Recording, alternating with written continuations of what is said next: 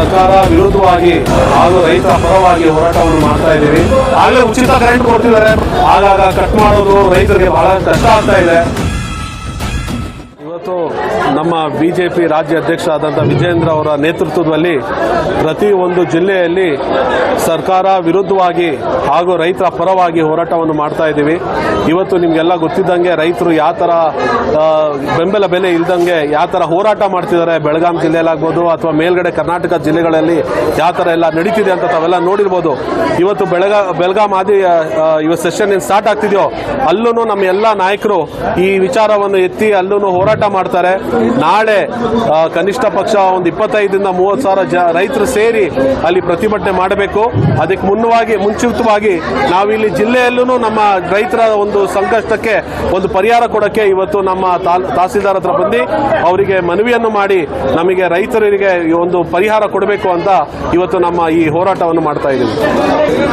ಮುಖ್ಯವಾಗಿ ಬೆಂಬಲ ಬೆಲೆಯನ್ನು ಕೊಡಬೇಕು.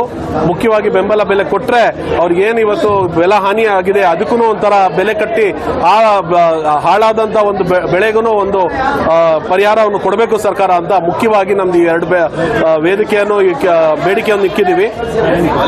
ಮುಖ್ಯವಾಗಿ ಹಾಗೂ ರೈತರಿಗೂ ಆಗಲೇ ಉಚಿತ ಕರೆಂಟ್ ಕೊಡ್ತಿದ್ದಾರೆ, ಬಟ್ ಆದ್ರೂ ಆ ಕರೆಂಟ್ ಸರಿಯಾಗಿ ಕೊಡ್ತಾ ಇಲ್ಲ.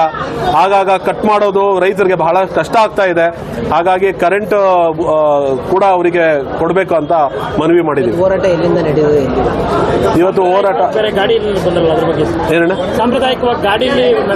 ಇವತ್ತು ರೈತರ ಪರ ಹೋರಾಟ ಮಾಡಕ್ಕೆ ಸಾಂಪ್ರದಾಯವಾಗಿ ಗಾಡಿಯಲ್ಲಿ ಬಂದಿದ್ದಂಥದ್ದು ಈ ಒಂದು ಹೋರಾಟದ ಒಂದು ಪ್ರಮುಖವಾದಂತಹ ಒಂದು ಚರ್ಚೆ ಆಗ್ಬೇಕು ಅಂತಾನೆ ಈ ತರದ್ ಮಾಡಿರೋದು.